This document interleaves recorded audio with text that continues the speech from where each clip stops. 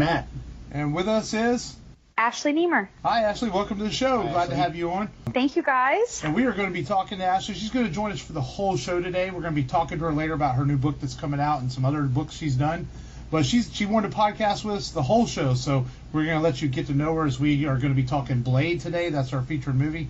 And some other stuff. And then we're going to talk to her about things that she has coming out. And so how are you doing, Ashley? I'm well. Watched Blade this morning, so it's fresh in my head. Awesome. And how's y'all's weeks been, Matt and Ashley? A little rainy. A little rainy. Yeah, about that. Sums it up.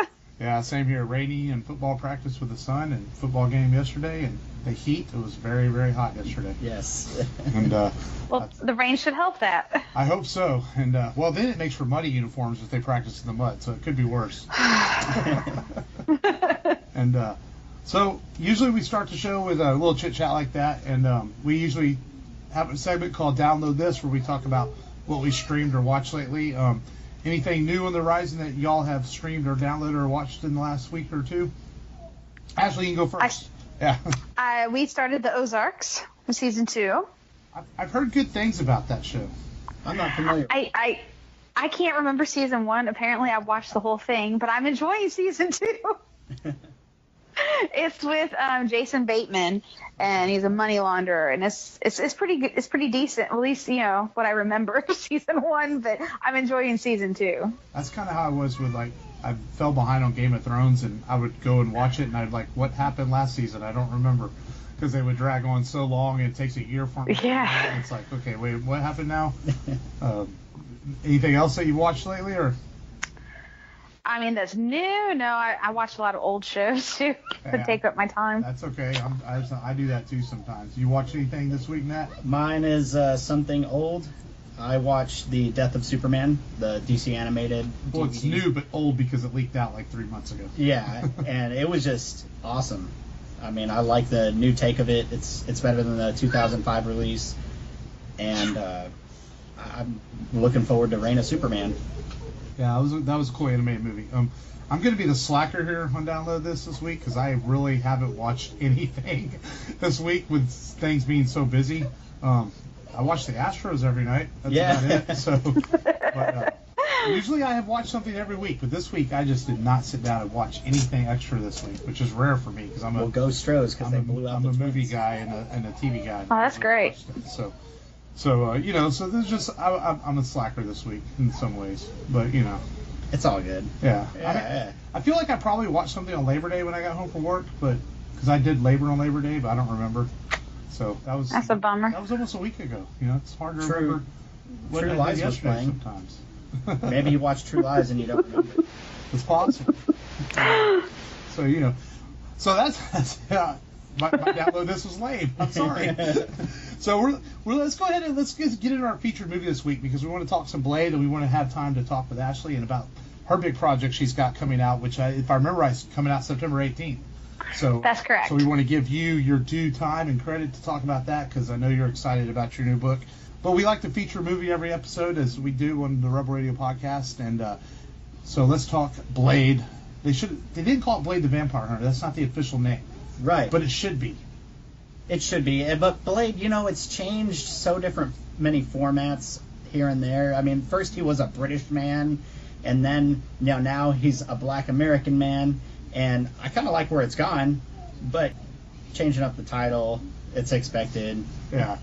And this movie came out in 1998, so it's celebrating 20 years, and it's directed by Stephen Norrington and stars Wesley Snipes and Chris Christopherson. And yes, Chris that's a heck of a name to say. And Stephen Dorff, and it's pre-Marvel Cinematic Universe era. This is before comic book. It's even pre-X-Men and Spider-Man before comic book movies started getting the norm in theaters. And in fact, we were coming off of some bad comic book movies with Batman and Robin. And what was it? Was Daredevil around that time? No, Daredevil was later? like 2002, 2003 That's or so. right. But I remember that comic movies weren't taken seriously. Time. Yeah. There was some underground stuff like The Crow had come out and things like that were based on graphic novels, but nothing serious because other than the Batman films that were out, and even those, like you said, got campy with Batman Forever and Batman and Robin, and they were starting to become a joke. Marvel was going through the beginnings of their bankruptcy at this point, in which they were starting to lose money and eventually sell to Disney, 10 years later. It was a gamble for New Line Cinema to take this character and turn it into a movie. And Wesley Snipes was a huge star in the 90s, so he was a bankable actor back then. I guess he's still bankable now if you're the IRS. Yeah, I know. Hasn't been here to pay his taxes, unfortunately. I remember seeing this in theaters. I remember watching it. I was out of high school then, and I remember watching this in theaters, and that was my first experience. When was the first time you guys watched Blade? For me, it wasn't until it came out on DVD. Yeah, I'm pretty sure I watched it maybe like a year after it came out. I remember watching it. It had to have been like 2006 or 7. It was kind of in the early stages of my relationship with my husband, but I don't remember it, so I would say this morning would be the one that I remember. But I know I'd seen it before today. Yeah, that's honestly fair enough. Until I watched it Friday night, I don't remember watching it for a long time, so it did feel like watching it for the first time. I didn't realize how cheesy it is in some parts. I don't remember it being cheesy. It's very cheesy. I wish my husband wouldn't have told me it was a Marvel movie because I had all these expectations going into it. Right. And I was very disappointed. I mean, Wesley Snipes is smirking throughout it. Stephen Dorff really hams it up in a lot of ways. Does. And I just don't remember it being that back in '98 when I saw it. I thought it was more serious than that. It would have been a dead ringer for a Marvel movie if they would have kept the Stan Lee cameo in it, but they took it out, unfortunately. But yeah, you would have seen him early in the movie after the bloodbath scene. Oh, he had a cameo? Yeah. Yeah, but it was pulled. Yeah, they actually filmed it and they cut it because I guess this was pre-X-Men Spider-Man days where he was making cameos in every film. Mm-hmm. Yeah, he did film it, and I don't know why they cut it. I guess at that time, was there a reason given?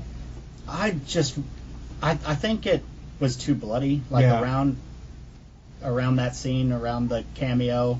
I forget the actual reason, but there's a couple scenes that were cut because they thought it was too disturbing, and I'm just going to assume that maybe they thought it was too disturbing for that. Maybe so, because this was rated R before Deadpool and Logan were rated R, which so it was a big deal to be a rated R comic book film back then, and maybe that could have something to do with it. Marvel strayed away from it a little bit because Marvel Studios didn't exist at that time. The characters were licensed out, and maybe Stan Lee and his agents thought, maybe it's a little bit too much for your image that is for children and the comic book world. This is the guy who created Spider-Man and the Incredible Hulk, and we don't want you in a bloody movie. Maybe that's perhaps what it was. Yeah, and this was before he created Stripperella, so I guess this is the innocence of Stan Lee. The innocence? Yeah. Overall, though, rewatching this movie 20 years later, I think it holds up pretty well in parts. Yeah. Any movie that has a sword fight in it always gets me. Heck yeah. My excitement because I like swords, and that fight at the end is really cool. And Wesley Snipes actually is really good in this. He really enjoys the part, and he's made for it. Yeah, and what's funny is that Blade was originally, the concept was going to be a comedic, kind of jokey vampire hunter, but this take is very stoic, and he's very serious, and I think it works. I think it works better. We don't need two Deadpools. We don't need a vampire Deadpool. So I like it. Yeah, I really like the stoic Wesley Snipes. So you just watched it this morning, Ashley, and I know you're a big vampire fan and stuff and all that, and so how do you feel it holds up 20 years later? Well, I'm a little critical because I studied martial arts in the 90s, like my whole childhood, and outside of the sword fighting scene, I thought it was kind of a little cheesy on the fighting, and that didn't really grab me, and so I was a little disappointed on that because I've seen a lot better fight scenes, actions, and in later, I guess, movies. Like I said, I wish I wouldn't have known it was a Marvel movie going in because I had such high expectations. But I did like that they could be born or it could be turned. I did like that part of it because that's not always the case in the different folklore. I did like that part, and I liked that there could be a cure for the bitten. Right. Yeah. I thought those were different. I remember when this came out, and that was a big deal. I remember reading that like true Anne Rice fans and classical vampire people didn't like Blade because it challenged the ideas of what vampires were and how they could be born and cured and all that, and it treated vampirism as a disease instead of a monster. Yeah, I guess would be the word for it. Mythological monster. Mythological monster.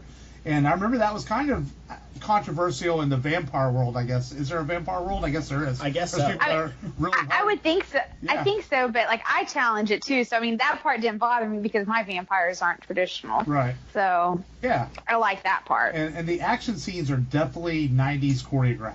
That's for sure. And it's like you said, you go watch movies like I'm a big fan of The Raid and The Raid 2, which is the martial arts films, and you see the choreograph and something like that, which is outstandingly done with these martial artists that make every move so precise. And you go watch something like Blade from the 90s, and it's basically Wesley stand here, Steven stand here, we're going to move you all around, you're going to kick and punch, and it's really overly choreographed. Yeah, and you can tell they kind of did some of the stuff similarly to I forget the white dude's name from Enter the Dragon, where they changed the angle to make his kicks look a little higher. Oh, yeah. And they film from certain angles. Like, he throws these hook kicks, Wesley Snipes, and you can tell they do the angle from the ground, like we're watching Power Rangers, right, and trying to make it look like they're jumping higher than they are. And Snipes had some martial arts training, but Stephen Dorff and most of the other actors didn't. So he did the best he could. But yeah, he did have a karate and Hapkido background, I believe. It was also interesting that he was the big deal in this movie is that he's a Daywalker. He hunts other vampires because he was born into this, and he wants to rid the underground vampire world that is causing corruption.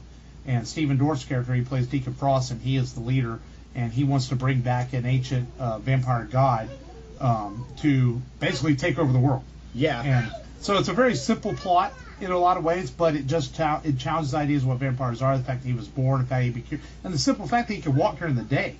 And then the whole idea I think it was funny I was watching the other night is that Deacon Frost just puts on sunblock to try to block out the sun. Like, there's no way that's going to work. It's like, it did in the movie. No, it does in the movie. SPF 100. Yeah, and then they use a Matrix type bullet scene that was a year before the Matrix came out. Yeah, that was funny. And that's I like the fight scenes in the Matrix. I mean, like that just threw me in the movie. I couldn't handle it. Right, and then it's too cheesy. Oh yeah, and then the CGI in this is really kind of. That's probably the part that doesn't hold up well because in 1992 you had the Terminator, and Terminator 2 was really good CGI, and then this movie is only 6 years later, and some of it was just like, oh, that's really bad looking. Where the guys are blowing up with their faces are getting bubbly, and the fire where the vampires turn to dust, that was okay done. Isn't the people that did the CGI, these are the same people from what's the movie? Dungeons and Dragons? Was it? Yeah, this was the same people that did Dungeons and Dragons. And they did some other Mortal Kombat Annihilation. They did the CGI for those two movies. And if you remember being disappointed by Mortal Kombat Annihilation and the Beast transformation, you know how bad it was. Their track record is. So, as a vampire fan, Ashley, what are some things that you did like in this movie about the vampires? Well, I said I liked that you could be born or you could be turned, and the turned ones have a cure. I did like that, and I liked that they didn't seem to have the sex appeal to the humans where they were drawn to them because they were vampires, like they're idolized. I like that they were more villains and more brutal because I think that's what a vampire really is, and so I did like that. Yeah, because vampires over the years have always had a romanticism about them, and they're always portrayed like that from the original. That bothers me, yeah. From the original Dracula in 1934 to Tom Cruise Interview the Vampire, they always did that, and that's a good point to see them now a little more. And there's been some other movies I think since, I can't think of the top of my head, that portray them more as villains, and sometimes as tragic characters. Like have you ever seen Let the Right One In? I've not. Yeah, it's a Swedish film about a little young girl who's a vampire, and she befriends a young boy. It's based on a novel, and it's really good. And there's actually an American remake called Let Me In, which might be on Netflix. The American remake's actually really good too. It was on Netflix for a while. Yeah. So there has been a change with vampires over the years to maybe not romanticize them a little bit as more tragic characters, or in this case villains, and I think it is a good change.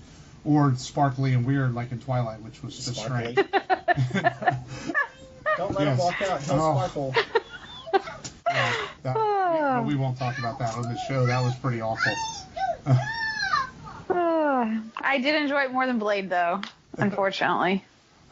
I'll give you that. That's fair. I mean, there's people out there things they like. I say that, but my 14-year-old daughter, she loved the movie. She's ready to watch the next two. She was like all in it, and her reactions made watching it worthwhile. She was all in it. She loved it, but she's 14. Yeah. Oh, that makes sense. And I think I ended up seeing the first one because my wife had read the book and she was curious about it, and even. I was talking about Blade. I was still thinking the Twilight thing. Yeah, no, I was talking about she loved Blade. Both my kids watched it. My son walked out, but she was all in. She was ready to watch the next one. Oh, that's cool. And Blade 2 is actually really good too. Yeah, it's it really directed is. by Guillermo del Toro, who went on to make The Shape of Water, won the Oscar this year. And that was one of his early films he did. And it's a little bit lower budget for a Del Toro film, but you can definitely tell his touches in it. And it's got a very young Norman Reedus in it, too. Yeah. Before he blew up with Oh. Walking Dead and all that. So Blade 2 is definitely worth seeking out. So she liked it. She'll probably really like Blade 2. Yeah. And Ron Perlman's in Blade 2. Yeah, Ron So it's got a Perlman. really good cast. So, Wesley Snipes, he had been trying to make Black Panther back in the 90s. Yes. And he couldn't get anyone to do it. And people were like, oh, no. No one's going to take a black superhero seriously and everything. And it's funny that 19 years later we got an amazing Black Panther movie. So he went to make this instead. New Line Cinema was like, hey, we have the rights to this. We'll do it. And that's how this came about. And the studio really kind of wanted Denzel Washington or Lawrence Fishburne to play the part. And LL Cool J, right? And LL Cool J. But Oh my God, Yeah. those have been awful. but David That's Ford, awful. yeah. I can see Denzel in the 90s, but not LL Cool J? Yeah. It's like, I'm going to knock you out, vampires.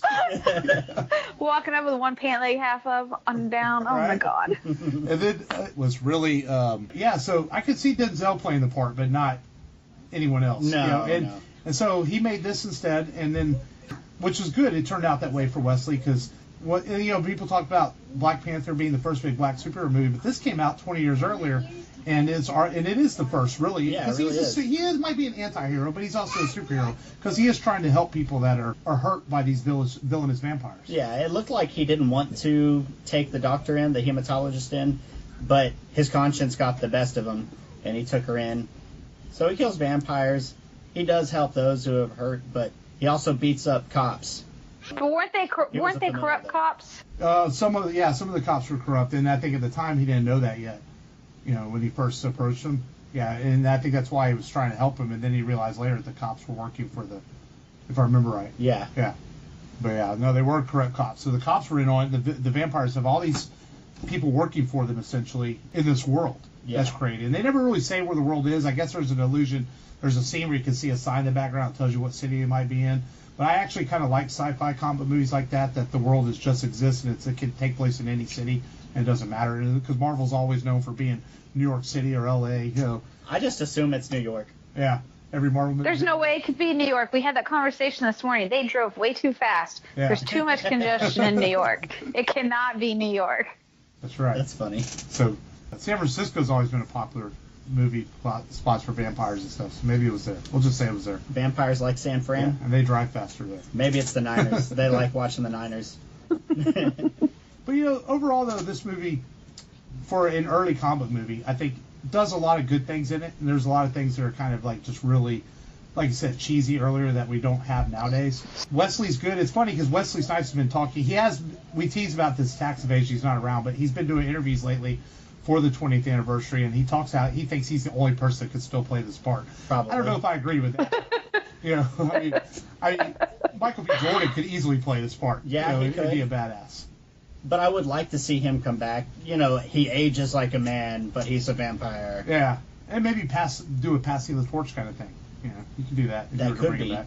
There's been some talks about Netflix wants to pick up Blade for a possible Marvel Netflix series, but I think it's all been put on hold because of the move from the Disney streaming service that's coming out next year. So I think they're not really announcing anything officially new. So, but I think Blade is a cool enough character, and I think the movie is cool enough that I think I would like to see him return in a modern, with the modern films we have now. Well, yeah, and then now they could use Morbius. Because before they wanted to use Morbius. In fact, they filmed a scene that was supposedly going to be Morbius, like an end of the movie cameo, on a rooftop to kind of lead into a sequel, but they had to cut it because Sony at the time was like, wait a minute, you don't own that, we own it, because we owned Spider-Man at the time. And they didn't realize that Sony had bought that with their Marvel character package when they owned Spider-Man back in the late 90s. Unfortunately. So it never happened that way. So any final thoughts on Blade for you, Ashley, or anything? I mean, I wish I would have liked it more and I could be more, like, helpful in this part of the conversation. Hey, I don't really have any final thoughts on it. I was really disappointed, unfortunately. No, that's okay. We were the same way. I was the same way. Watching it the other night, I was like, man, this is okay in parts, but there's parts of it that are just really kind of cringeworthy. Yeah, they are. That's a word. Well, I told my husband, I said, is it okay if I say I didn't really like it, or am I going to be, like, shunned on people who listen to these podcasts? I didn't know. No. We don't have to like everything, because like last week's episode, we did Monty Python and the Holy Grail, and I didn't really like it, but I'm very picky. What? I'm very picky when it comes to comedy. Like, Matt and our other sometime co-host Frank, he gives me a hard time about, like, you just don't like the laugh. I'm like, no, I like the laugh. Comedies are like, I watch these movies and they show all the jokes in the trailers, and you watch the movie and you're just like, this is stupid. That's just me. I haven't watched that movie since high school. I wonder if I still find it funny. Yeah, that's my thing. It's like, when I was watching, I was thinking, man, this was probably funny 20 years ago, but now I watch as an adult, and I'm just like, wow, this is really kind of dumb. But there are parts of it that are funny. Yeah. So, hey, it's okay not to like everything. Okay, good. So, no, we'll forgive you for that. Yeah. And, so, yeah, don't hold it against me. No, we won't. That's it. Any final thoughts for you, Matt on Blade? No, I'd like to see some kind of passing of the torch if they do. I think the character's cool enough at least to bring back. Yeah. Even the character Deacon Frost. And I'll give credit to Stephen Dorff and Wesley Snipes in this. They did really try hard with the parts they had to play. They can't help that the dialogue was written that way. It's what it was on the page. I mean, we love Star Wars, and Mark Hamill had some really bad dialogue to work with. Maybe if David Fincher stayed on set, it would have been better. Who was it? David Fincher. Oh, that's right. Yeah. David Fincher almost directed this. Yeah. That's interesting, because that would have been just before 7, huh? No, right around the same time. Yeah, after 7, 2 years after. Yeah. That would have been interesting to see David Fincher direct this film. It did spawn 2 games, one for PlayStation, one for Game Boy. Yeah. The PlayStation game sucked because the camera angles would get stuck, and it was pretty much repetitive gameplay, jumping through houses, killing vampires over and over again. But the Game Boy version, it was a side-scroller, kind of an RPG. You got stronger as you got along, and that did pretty good. And it's still worth a little bit. Hey, and it had 2 sequels, so it did something right to get 2 sequels made to it, and it had an anime series and a television series. There was a Blade television series that ran for like 1 season on USA Network or something like that. I don't think I've ever seen that. I didn't know it existed until I did research for this episode. And I was like, wow, they made a Blade television series, and now they're talking about bringing it back. So we'll see what happens with that. So that's it for Blade. So let's talk. We only have one news brief we got to talk about. Then we're going to talk to Ashley about her project she's got coming on, and that is they released. We're going to stay on Marvel. They released photos from Captain Marvel this week. I saw that. Our first look at Brie Larson in the movie. Costume looks really good. Mm-hmm. They're going to introduce the Skrulls, so that can. Did you see? Ashley, you kept up with the Marvel stuff? Yeah, I'm Googling right now. I want to see the pictures. So, did you see Infinity War? Of course. Okay, we saw it when it came out. So now the rumors are them showing the Skrulls in the photos have started the rumors now that one of the Avengers is a Skrull, and that's how they're all going to maybe come back to life through Skrulls and time travel and all that. So it's an interesting theory because we didn't have Skrulls in any of the films. We had mentions of them, but we never had Skrulls officially. So it makes you wonder: is Tony Stark? Oh, I like that outfit. Yeah, it looks sharp. So I like that. I think General Ross is a Skrull. General Ross is a Skrull. Yeah, there might be more than one He's trying to control. What the hell is a Skrull? Okay, so the Skrulls are the ancient bad guy to the Krill. Mm-hmm. So basically the race of Ronin.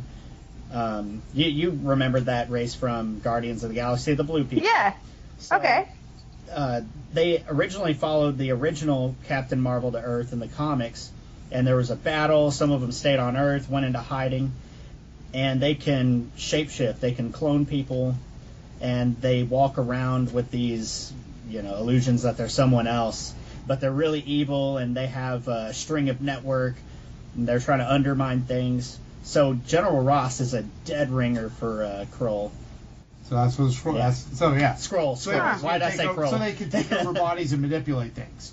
So that could explain why General Ross might have manipulated the Civil War and I can't say the word. And the Sokovia Accords. The Sokovia Accords, yeah, in Civil War. So that makes sense. So that's our theory. I'm sticking with it, man. One of these guys is a Skrull. One of them. I hope they don't make it like Hawkeye. It's got to be someone juicier than Hawkeye. Yeah. We'll find out. The movie comes out early March or late February, I believe.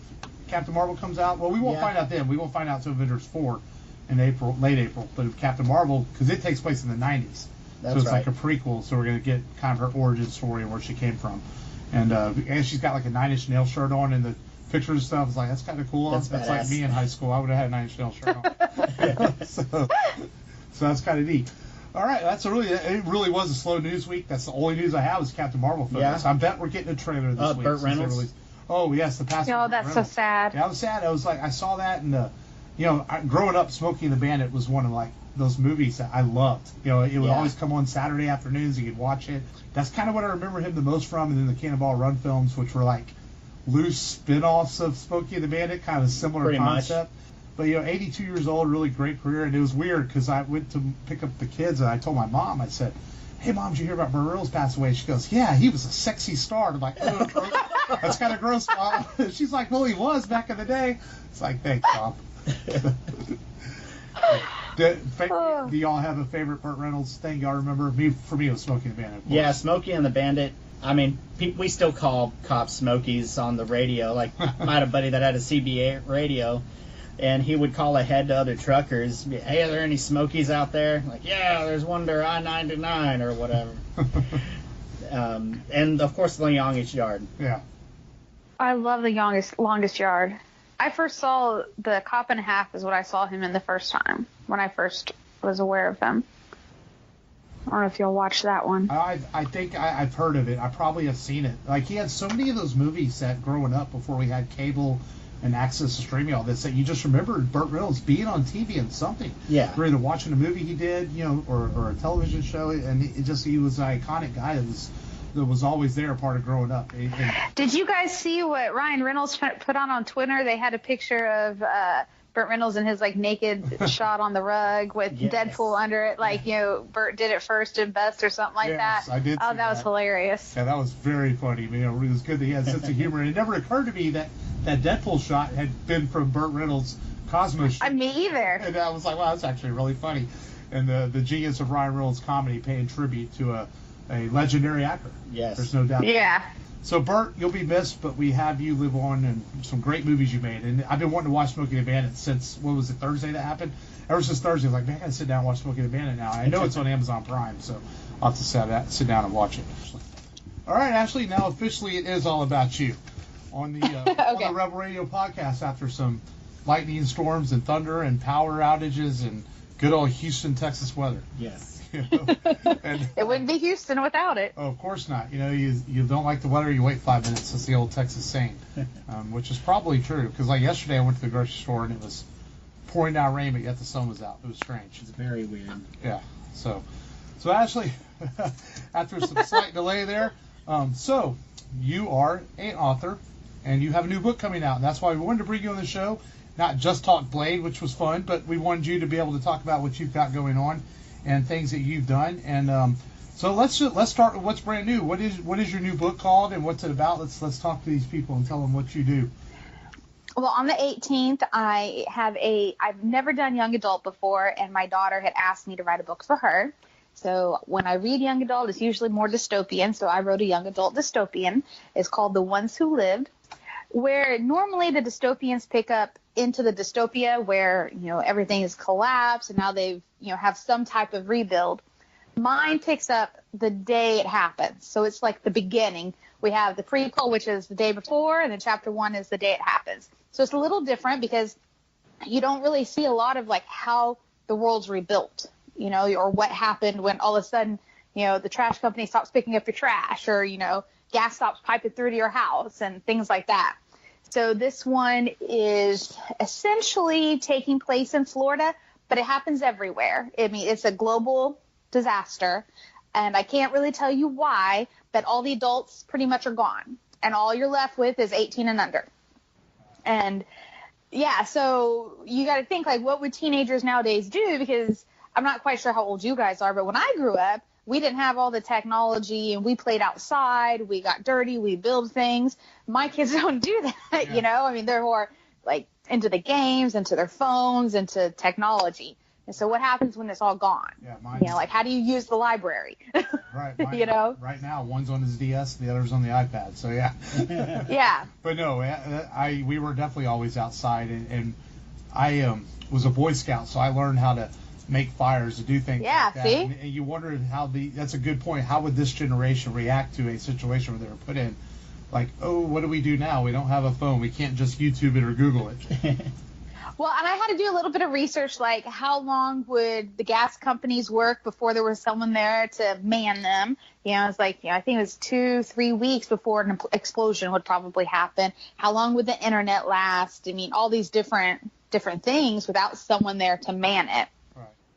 And so it was kind of different and interesting. It was really hard to write because I don't write towards that audience, and so I had to make it clean, because I wanted it to be able, I want her to be able to take it to school, right. And so that's a little hard for me because my other stuff is very adult. So, and then like my generation and hers, I mean, there's a 20-year gap, but a lot changes in 20 years. And so it's like what I remember being 14, 15, 16, would she reference that? Like I referenced Oregon Trail, and she looks at me, she's like, huh? I was like, I ended up leaving it, because I wrote it and I liked it, but she's like, I don't know what that is, And so it was complicated, and it took a little over a year from concept to completion. We actually started planning it in middle of May last year, when we were in St. Pete, Florida, for my cousin's high school graduation. So that's when it started, and now it's coming out. I was going to originally have it out on the second Tuesday of September. And then I looked at the calendar and I realized that was 9/11. And so it's like, okay, probably shouldn't have the world ending on 9/11 as a promo. So we did it on the 18th. Okay. Nice. Yeah. That's probably, I can see that. Well, Matt, his birthday is actually 9/11, and so we always like. Oh wow. We're always like, oh yeah, your birthday's coming up, Matt, and he's like, so it's kind of a weird birthday to have on that day. That is now. And a post-apocalyptic book might be a little weird, but I mean, it's a day. It's a day. It's a day. Right. Yeah, it's a day. And but I mean, so I kind of tie in President Clinton from the 90s is something he does that is kind of the catalyst to how this destruction happens, and I mean it's different. Yeah, it was fun.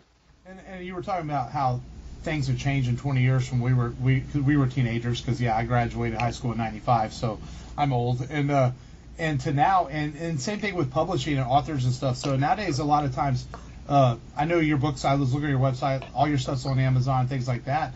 And that's changed how you publish nowadays with independent publishing. And we're big into comic books and stuff. And I've met you at Compalooza. And people now, self-publishing and independent publishing makes things a lot easier and more accessible to get your work out there. Well, yes and no. I mean, I wasn't always indie. I was accepted by 2 different publishers when I first started out. They were small press, one in Canada and one on the East Coast. And both have since are no longer in business, so I have my rights back. So I do it myself. And in some ways it is easier because, I mean, I have full control of what I want. I mean, I don't have anyone really telling me what to do. But at the same time, you have to build your support system instead of having it already there for you. Right. And so in some ways it's easier, some ways it's harder, And then there are the costs and everything that go to it, which are more when you're doing it on your own. Right. Yeah, and so you are used inspiration for this book from your teenage daughter to help do a young adult, which right now young adult novels are very, from what I know, I don't read as much as I used to, but it's a big thing right now, which is good. That there is, that's what I'm told. Right. I hope. There seems to be a generation that seems to be starting to read again, and I think good. That's because of the popularity. We teased earlier in the show about Twilight, but things like that, hey, if it helps get kids into bookstores and read stuff, then why not? Exactly. And, the dystopian's kind of big now, too, with the Hunger Games and Divergent and all those different things. And I really wanted, I make a note at the beginning, this isn't that kind of book. Right. Because even 1984, all those take place after the catalyst has happened, and now they've rebuilt of some degree. Whether it's a good rebuild or a bad rebuild, they've rebuilt. Right. And so this isn't going to be that kind of book because we don't have all of that foundation. And so these are a couple kids, Amelia and Anthony. They're twins. You know, he's 3 minutes older than her, and their best friend Sam and his little cousin. That's how it starts out, this like unit of 4, and then it grows based on the neighborhood.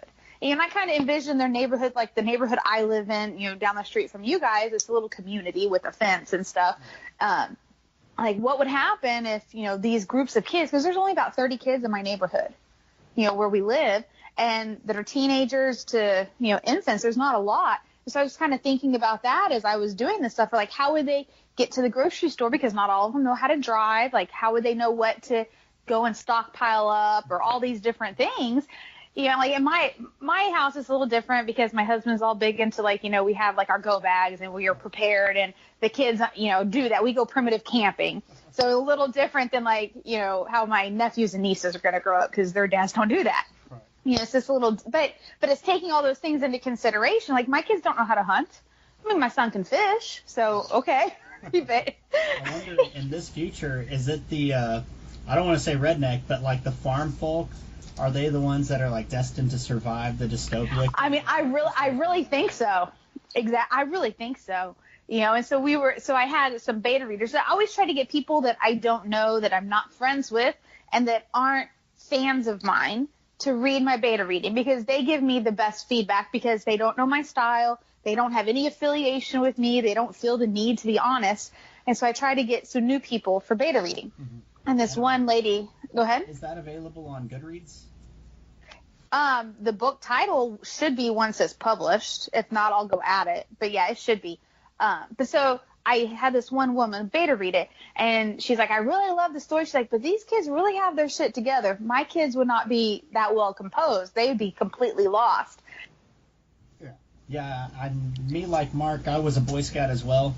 I missed my Eagle Scout by not having a Scoutmasters council meeting. I forget what it's specifically called now. But I don't have a go bag put together, but my dad was the Scoutmaster, and we have all our scouting equipment in our shed. So I have packs, I have a few tents, I've got water purifiers, a couple stoves. Yeah. But would your kids know?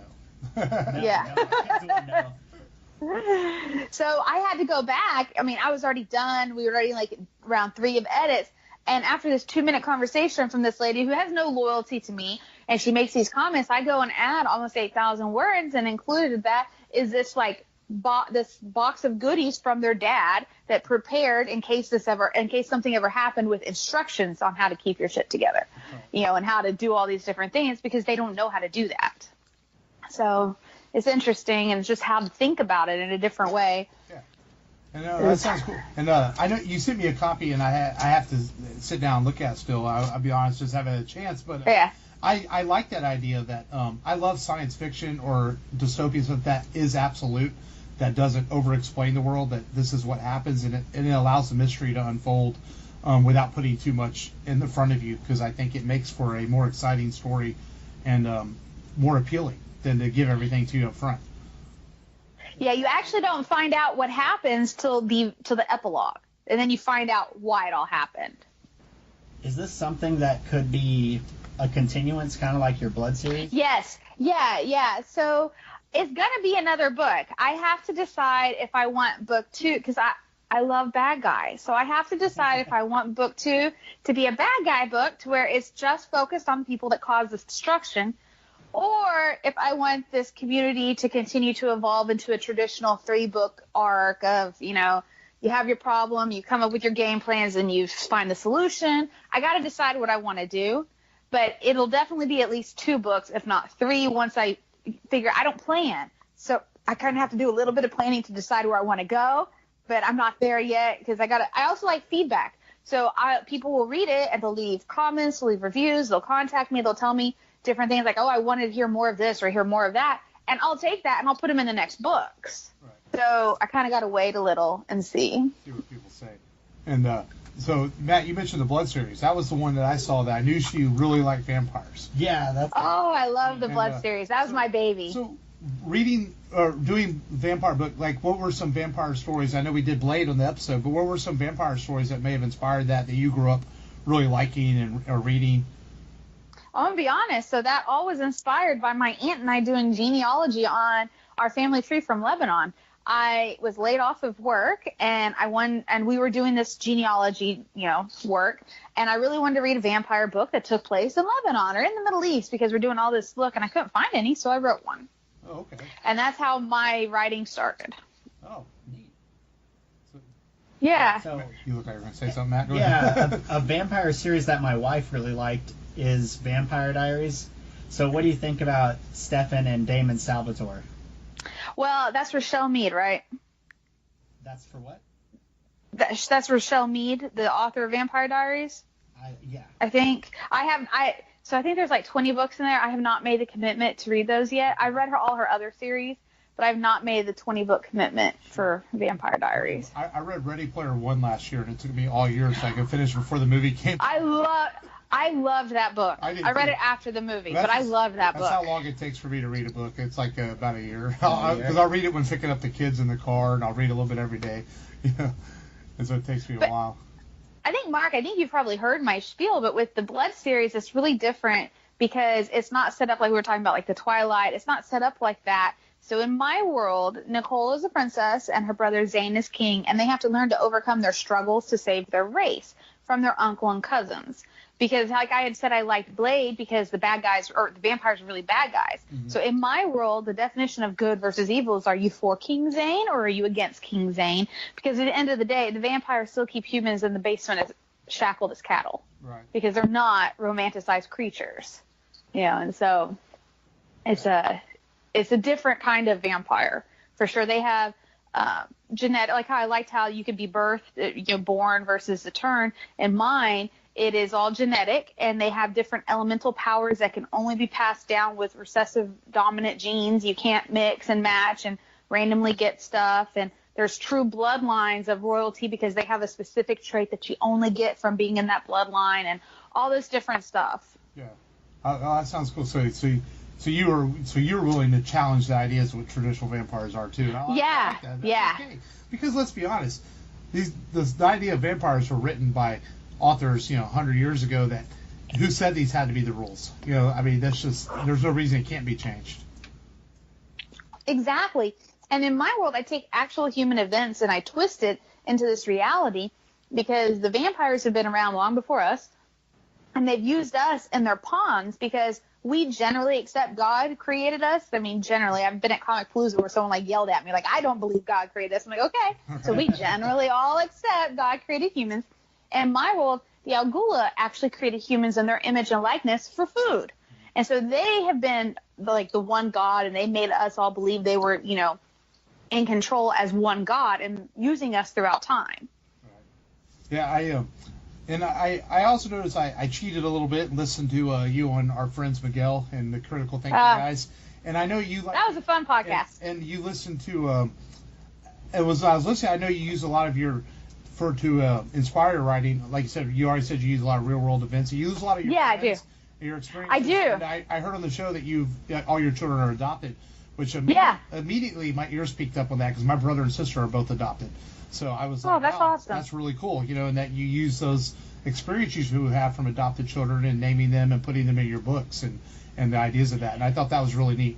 Well, actually, this book, the names, I left Aaron and Sierra. I didn't use their names as characters. I used the names of what we were going to name the children that we lost. And so we had a daughter that we lost, so we knew her gender. So I didn't use Elizabeth's name. But after we had her, we came up with all these other names. We had Anthony, we had Dean and Sam, and we had Amelia. So far and my husband's a huge Winchester Boys fan. So yes, I've used Sam, I've used Anthony, I've used Amelia. I have not used Dean yet because I haven't decided if Dean's going to be good or bad.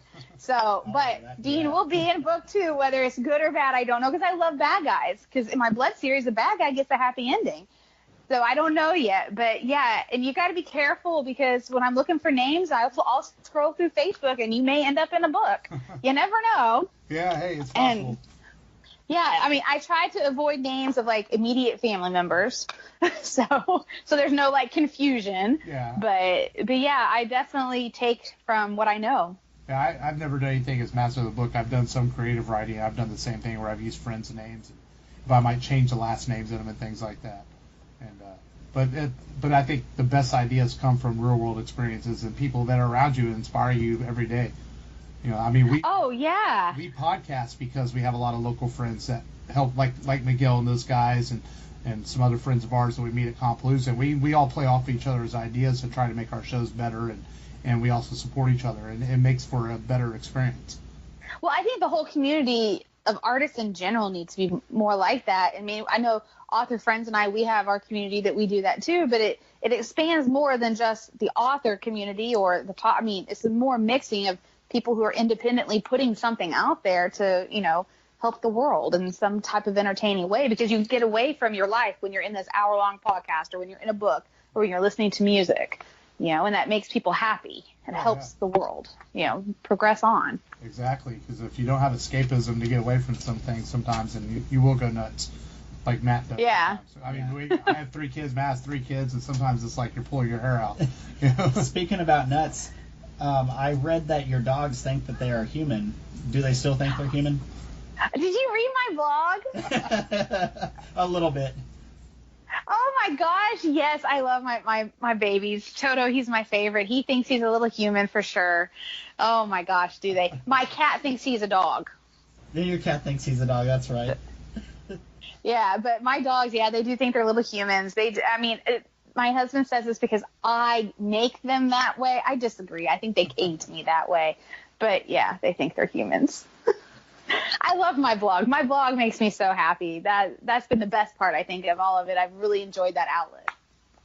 No, it's definitely good. I remember LiveJournal. Remember LiveJournal? Oh, shoot. That is old school. Yeah. I mean, actually, my blog, I thought my blog was a nice, innocent place where I could be safe. And my blog is actually what helped launch, my first mass sales of books. Because foolishly, I thought I could put my opinion on my blog and be okay with it. But we went and got a sneak peek to Superman, and the Superman 1 with, what's his name? Anyways, it doesn't matter. And I did not like it. I gave it a 3.5 star. I had the good, the bad, and the stuff I hated. I just did not like it. I felt like it, stole a bunch of special effect type stuff from different things. I felt it tried to be a little too much like Independence Day with the blue light. I gave my opinion. And then my high school boyfriend calls me. He's like, Ashley, you're being trashed on all these comic websites. I'm like, what the hell are you talking about? And he's like, go to this website. I mean, no joke. There was 30,000 comments about this idiot, Ashley Nemer in Houston. And all these different things. And I was like, oh my God, this is amazing. And then 4 weeks later, I heard an interview with Kevin Smith, and half the shit he said was the exact same thing I said. But because Kevin Smith said it, it's acceptable. Ashley Nemer said it, it's not. But that was my big catalyst, my first, I think I had 80,000 downloads off of that one summer. Hey, because of that Superman. There's no such thing as bad publicity, even if you hate a movie. Oh my! God. I mean, I gave it a 3.5 star. It's not even like I said, it's a 1 star. I mean, It's B+, C movie. I still think it sucks. It's now my epitome of this is why I hate DC movies. I mean, it sucks. And man, those people trash the hell out of me. I can't wait for that next event to happen. I want another one of those. The internet is brutal. I was okay with it. It really served me good. Hey, that's what works. Matt, did you look like you were... Oh, no, I was wondering, you said you got 80 downloads. Was that from Blood Purple or... Oh, yeah. No, it was 80,000 out of that summer off Blood Purple, yeah. Yeah, it was huge. The Blood series is by far my bestseller. I think it's because it has something to offer for everyone. Because it's not a paranormal romance, it's a more science fiction paranormal because the main characters are siblings, and I don't write that kind of romance. So the romances are subcategories, and you're really dealing more with relationships. And, if you listen to Miguel's, I talked about it before, I write a lot of brother-sister stuff because I write what I know because I grew up with my brother. My parents were divorced, so it was always me and him wherever we went. And so that's what I write. In most things, it's brother and sister relationships, and people can relate to it easy because whether or not they have a brother or sister, there's someone who's like that in their life to them, usually. Oh, yeah, absolutely. I mean, I have a brother and a sister I are both adopted, and my brother's American, my sister's Korean, and So and I'm very close with both of them, and even Matt, who we do the show together. Yeah. Matt's like a brother to me. Yeah. And that's why we podcast too. We get to hang out with our best friends and do a show. Yeah, I mean, and so I like those types of relationships, and so the Blood series is really good in that sense because it has something for everything. It has the sex and the romance for the people who like that, but it also has a lot of blood and guts and things you got to overcome and characters that are raw and real that don't start out. And I hate when characters immediately start out perfect. Like that's my biggest annoyance in fiction. Like the alpha male automatically has to be a perfect guy. There is no real thing. Like that is not real. Your expectations are ridiculous. They got to at least work up to be worthy of worship, and they're not born that way. That's for Tom Cruise, but that's just a running joke on our show. Yes, it is. It'd be Will Smith for me. He's perfect. But yeah, no. I mean, I really like those different types of the different parts of it. That's why I like being a little different in my writing. And people either love it or they hate it, and that's cool. Whatever you like. Yeah, as long as you're doing what you love. Do you have any favorite authors that you read that have helped inspire you? Yeah, Tammy Hoag. She is my favorite, hands down author. She is the coolest lady in the world. I met her a couple years ago. I think I died that night and went to heaven. She's awesome. I love Catherine Coulter too. They both have romance and mystery and suspense, and that's what I cut my teeth. I cut my teeth on Tammy Hoag. She was my first adult novel back in high school. And so those are the ones I always buy. Yeah, it's always fun to meet your heroes. It's funny you mentioning how everyone said it was okay. Kevin Smith said it, and I got to meet him briefly about 2 years ago here in Houston. It was very quick, like 3 minutes. It was a signing, but it was like a really cool 3 minutes. It was like to meet one of my That's heroes. Awesome. Yeah. So were you at the Comic Palooza where Jay Muse was at? Yes. Yeah, and I got to meet him too, and I actually sat in. We were just starting the podcast at that time. I was still learning things. So I sat in with a podcast friend of mine while he interviewed Jay, and I got to talk to him. And he actually cut a promo for the show on my phone. It was like our first promo we ever got was from Jason Mewes, so that was pretty. That's cool. Awesome. Yeah, he was. Yeah, he's awesome. Yeah, he was real laid back and real down to earth. It's like he was goofy and he didn't care who talked to him. He talked to anybody. Well, I grew a pair of balls that weekend for some crazy reason. When I went to get his autograph, I was like, "Hey, I'm an author." He's like, "Oh, that's cool." I was like, "Could I interview you for my blog?" He's like, "Yeah, sure. You want me at 10 o'clock tomorrow at the Hilton across the street?" Yeah. I was like, "Yeah, sure, I'm there." And then I realized that I had a panel at that time and I wasn't going to be able to make it, so I had to send my husband in my place. I was so devastated, but my husband did a great interview. I have that on my YouTube page. I was so pissed. I was so upset. It's like I finally got someone to say yes, and I couldn't do it. I'm gonna have to go find the interview and watch it because he was a cool, fun guy, and I always keep hoping he comes back to Houston too.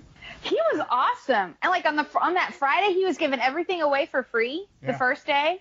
I mean, he was awesome. Yeah, he literally, because I have a little inside information on Compalooza, he literally called up the Compalooza people and said, "Hey, I want to come down there with Mike and Ming," and he goes, "Just put me up in a hotel, pay for my flight." That's all he wanted. He didn't even want a fee or nothing like that.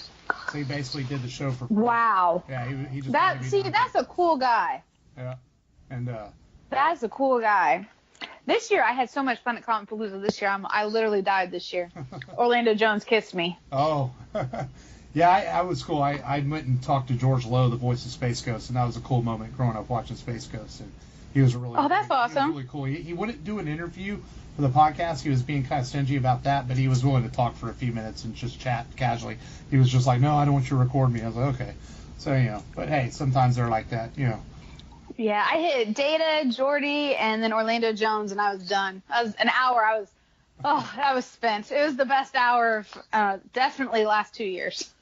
We ended up taking a photo with Kristen Ritter. Oh, yeah, we did do that. Oh, that's cool.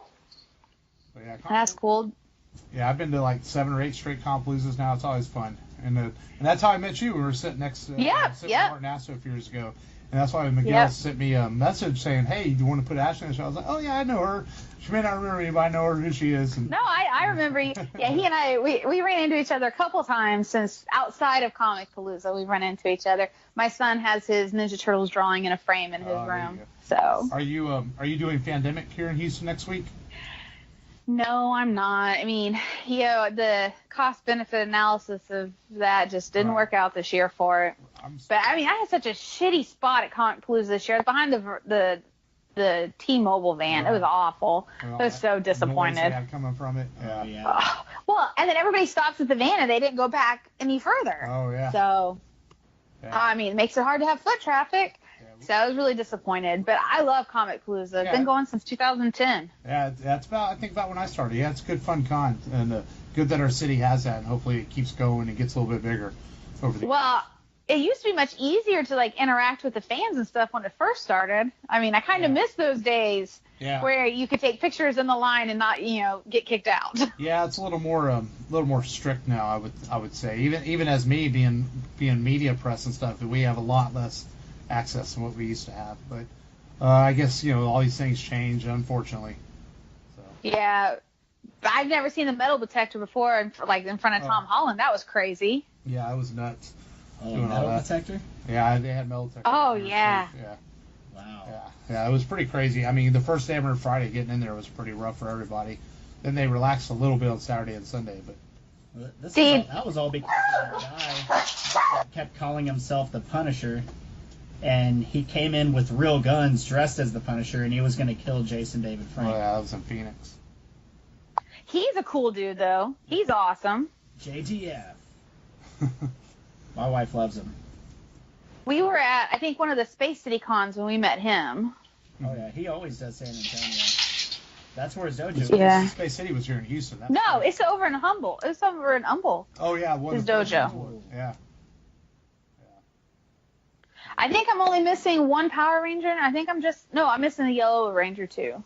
I'm just missing the girls in the original cast. Have to get them at Compalooza. Well, I think Trini died. Yeah, one of them did. Yeah, Trini died. You can get Aisha, though. Aisha was there 2 years ago. Yeah, I didn't, though. No. I mean, I got Zed, and I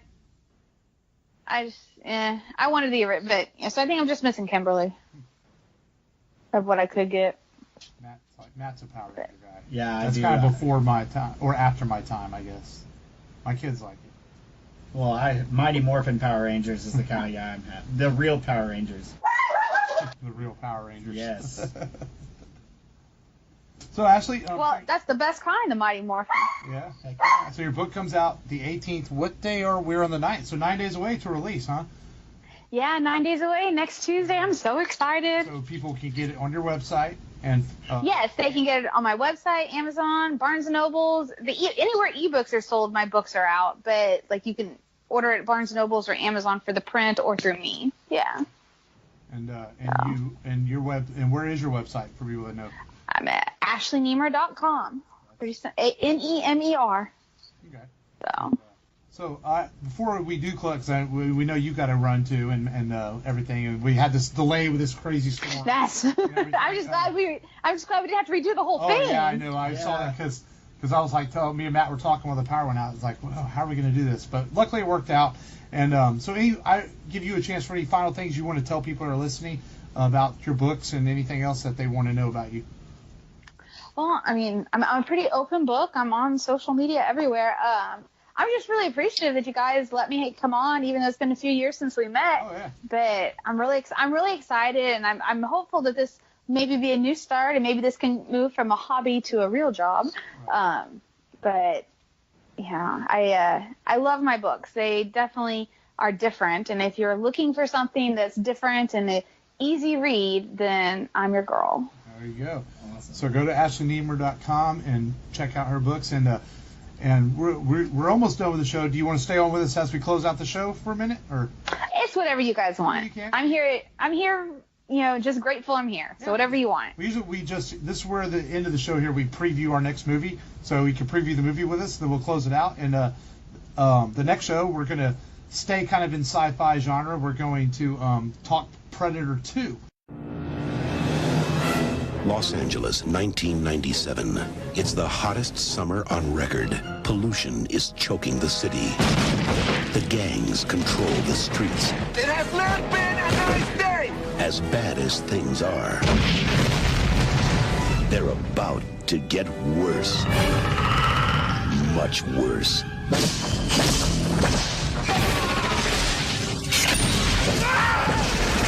Whoever killed him is gonna pay. I'm gonna finish it. It has almost no weight. But it cuts like steel. Incredible. Whoever did this took out 4 men armed with machine guns by hand. You don't know what you're dealing with. Otherworld life forms, drawn by heat and conflict. He's on safari. Lions, tigers, the bears. Oh my.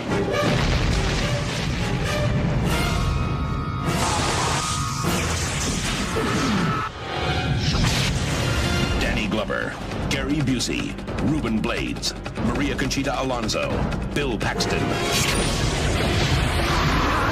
Predator 2. He's in town with a few days to kill this Thanksgiving.